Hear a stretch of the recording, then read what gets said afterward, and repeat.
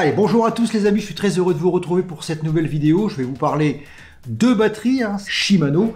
Grâce à Christophe qui m'a envoyé gentiment et gratuitement une batterie Shimano, donc Step 8000 en 504 Wh.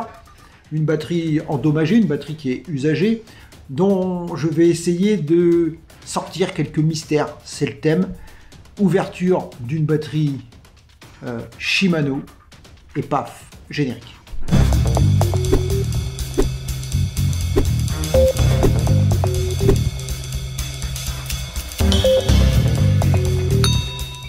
Alors pour commencer, je l'ai ouvert, forcément j'ai eu un peu de mal à l'ouvrir parce que Christophe l'avait déjà ouvert et donc il avait commencé à recoller un petit peu les morceaux avec de la pâte et j'ai eu un peu de mal à l'ouvrir. Heureusement, j'y suis arrivé. J'ai même été acheter une petite boîte d'outils de précision parce que ça me manquait. Il y avait quelques petites vis dedans qui sont un peu compliquées à démonter. Si vous les avez pas, vous pouvez pas l'ouvrir.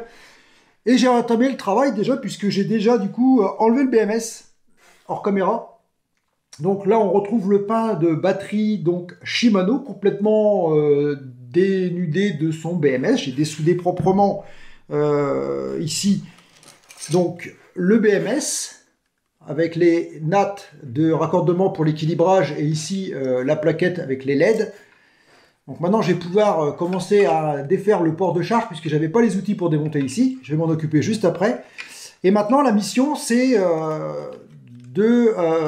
alimenter ce BMS avec une batterie tout à fait ordinaire, une batterie toute simple, 36 volts, histoire de voir où ça nous emmène. Bien, donc à l'aide d'une pompe à dessouder et d'un fer à souder, j'ai donc ici dessoudé le BMS de la batterie. Ici, on a donc, comme je vous le disais, les tresses d'équilibrage. Il faut dire que la batterie Shimano, c'est vraiment très bien conçu. C'est très propre, hein. C'est un beau travail. On voit que c'est fait par des machines. On a vraiment une conception très finie puisqu'on a des plaques de grande surface. Donc les équilibrages qui sont sur chaque parallèle, puisqu'à chaque fois on a des contacts ici qui ont été soudés. C'est bien fait. Et ce que j'ai constaté du coup sur cette batterie qui réagit plus, surprenant, c'est que la tension de cette batterie est visiblement bonne puisqu'on est à 37,4 volts. Donc j'ai plusieurs tests à faire sur cette batterie. La première chose, toute simple, je vais commencer par raccorder un BMS, on va dire un BMS ordinaire sur cette batterie, sur ce pain de batterie, sur ce montage. Et puis je vais la mettre en charge pour voir si j'arrive à atteindre les 42 volts, pour voir si elle remplit à fond. Ça, c'est le premier test. Le second test, ça va être de reprendre ici donc le BMS. Je vais ouvrir tout ça. Et c'est d'ici l'alimenter avec une batterie toute simple pour voir si le BMS peut fonctionner. Alors avec l'outil qui va bien, l'outil de précision, tout de suite on arrive à démonter les vis que je n'arrivais pas à avoir tout à l'heure au port de charge. J'ai pas réussi à les avoir parce que j'avais pas le matériel, mais dès qu'on l'a, tout de suite, ça va beaucoup mieux. Alors c'est des petits outils précision avec toute une série d'accessoires qui viennent se monter dessus, qui permettent justement d'enlever des vis qu'on n'est pas capable d'enlever si on n'a pas cet appareil. Franchement, c'est des vis avec c'est du Torx avec un petite pointe au milieu. Et là, si vous n'avez pas le bon embout, eh ben, vous pouvez toujours essayer, vous n'y arriverez pas. Donc voilà, ça comme ça, le port de charge, il est défait. Maintenant, on va défaire ici. Non, ça c'est le port de décharge. Le port de charge, je vais le défaire aussi.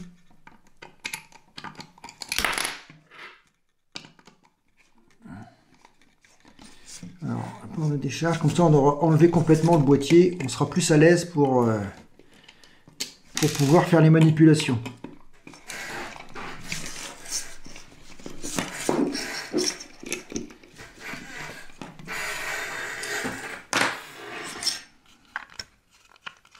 Alors maintenant, il s'agit d'enlever ça. de savoir comment ça se démonte. Tout simplement en poussant dessus, port de décharge, et du coup le port de charge, lui, il va s'enlever normalement aussi naturellement que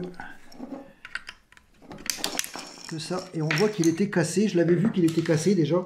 C'est une batterie qui a peut-être tombé. Alors je ne sais pas, hein, moi je connais pas l'historique de cette batterie, mais j'ai vu dès le départ qu'il y avait eu un problème au niveau du port de charge qui avait été cassé. Alors est-ce que c'est cassé dû à une chute? Je ne sais pas. Alors ce qu'on peut constater sur le BMS Shimano, c'est que déjà on voit ici que les deux câbles qui permettent d'alimenter le BMS, donc pour la recharge, sont très fins, vraiment très fins. Donc quand on met 5 ampères dedans, on est vraiment, je pense, au taquet. Parce que le câble, il est vraiment très petit. Et on a toujours ces petits fils qui sont encore non identifiés, dont on ne sait pas vraiment à quoi ils servent. Il y en a 3. 3 fils blancs. Alors que du côté moteur, on a donc les 2 câbles d'alimentation qui sont de très grosses sections. Et uniquement 2 fils, un jaune et un bleu. À quoi ça sert? Malheureusement, je ne sais pas non plus. Donc l'idée, on va alimenter le BMS et on va voir si on arrive avec ça à faire tourner un moteur Shimano que j'ai ici. Ça, je ne sais pas comment on va faire. Alors parce que sur la batterie, il y a un bouton ici. Normalement, on appuie sur un bouton pour mettre en route le système. Ben, il appuie sur ce petit switch là, le petit switch qu'il y a ici qui permet d'appuyer sur les LED et en même temps de mettre en route. Donc on va pouvoir faire le test. Alors évidemment, même si j'arrive à rien faire avec cette batterie, j'ai quand même récupéré déjà, ce qui est intéressant, une boîte Shimano sur laquelle je vais pouvoir du coup travailler pour éventuellement faire ici par exemple à l'imprimante 3D une excroissance de manière à pouvoir par exemple augmenter la capacité. Ça peut être pas mal, on va voir, mais ça sera pour d'autres vidéos. Voilà, donc ça c'est fait, tout est démonté. On va maintenant présenter une batterie et voir un peu si on peut l'alimenter. Donc voilà une petite batterie 1P 36 volts, hein, exactement pareil que la batterie Shimano avec un BMS lambda. Hein. On va commencer d'abord par repérer bien le plus et le moins ici pour ne pas faire d'erreur au moment de la reconnexion du BMS. Donc déjà, première chose, repérer la polarité. Voilà, 37 volts, c'est ici, donc on a bien le positif ici. Du coup, on va tout de suite le matérialiser en mettant un petit plus ici pour ne pas se tromper et un petit moins ici. Comme ça, on sait que d'un côté c'est plus, de côté c'est moins, on ne se trompe pas. On va faire la même chose avec donc le BMS, on va le représenter comme il était à la base, c'est-à-dire il était installé comme ça. Du coup, s'il était installé comme ça, automatiquement, le plus était ici et le moins était ici. Voilà, comme ça, on ne peut pas se tromper. Ça étant fait, on va pouvoir maintenant faire chauffer le fer et alimenter 2 fils sur cette batterie et les mettre ici. Alors, on ne va pas passer les fils du BMS sur le BMS, évidemment, on n'est pas bête. Ce qu'on veut faire, ce qu'on veut arriver à faire, c'est la chose suivante. On veut arriver à faire marcher un moteur Shimano, mais avec une batterie qui ne l'est pas. Donc, on veut pouvoir charger cette batterie, donc celle-ci, avec un chargeur lambda, donc d'une autre marque qu'une marque Shimano, et on veut alimenter le BMS ici avec cette batterie de manière à alimenter le vélo. Le BMS là va servir uniquement à la décharge, uniquement à faire comprendre au moteur que l'on est du coup sur un BMS Shimano. Du coup, on peut même enlever ici la petite fiche, et du coup, le port de charge Shimano, on ne l'utilisera plus, puisqu'on ne servira que de la décharge, et pas de la charge. Cette batterie-là sera rechargée avec ce BMS, c'est lui qui fera le contrôle de l'équilibrage des cellules. Donc, allez, je fais chauffer le fer, on ressoude ça. Bon, alors du coup, on va utiliser le petit dénu de fil. Hein. Je vous ai fait une vidéo sur le sujet. Je vous laisse aller y jeter un œil, je vous mets le lien dans le i, vous pourrez aller voir comment on utilise ce petit appareil vraiment très ingénieux et très pratique, puisque pour dénuder les fils, eh ben, on fait pas mieux. Comme ça, vous voyez, on arrive facilement, c'est la petite pince à dénuder, magique, j'adore.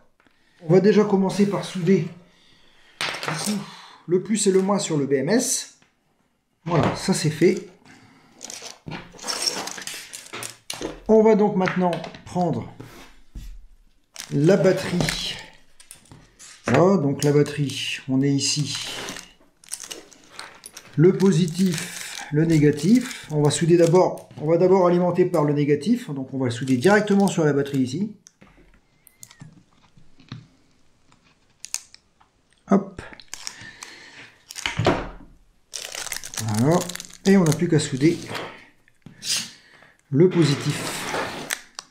Et on va voir si le BMS va revivre ou ne va pas revivre. Ça, c'est la question, parce que je pense que ce BMS-là, il a déjà souffert, malheureusement. C'est bien probable que je ne puisse rien faire avec.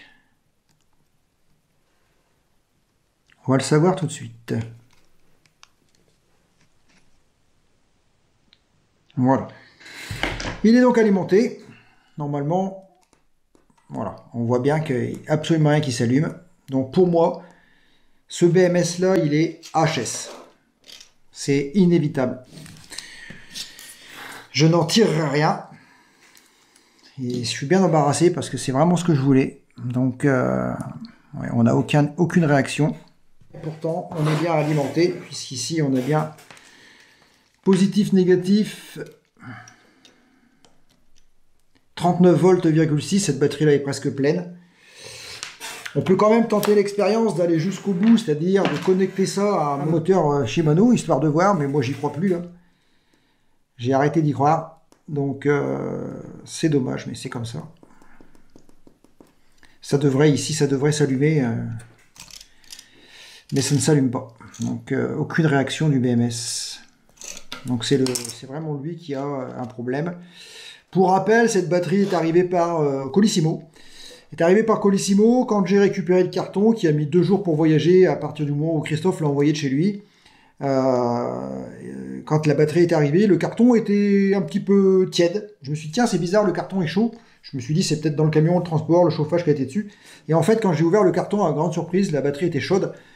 Ce qui n'est pas du tout bon signe. Enfin, c'était surtout le BMS qui était chaud. Il y avait donc ici un composant, je crois que de mémoire c'était celui-ci, qui était très chaud, 60-70 degrés, je ne sais plus. Tout le reste était froid, c'est lui qui chauffe, mais là il chauffe pas. Donc, mais par contre, il n'y a aucune réaction. Donc on va passer maintenant à l'étape de connexion à un moteur Shimano, et puis on verra ce qui se passe, s'il se passe quelque chose ou pas. Donc pour pouvoir bien comprendre exactement où je veux en venir, j'ai récupéré, donc ici on a un vélo Shimano, enfin un vélo, ce qui reste d'un vélo, puisque j'ai récupéré un vélo accidenté Shimano, et du coup je vais pouvoir, grâce à ce vélo, tester le moteur.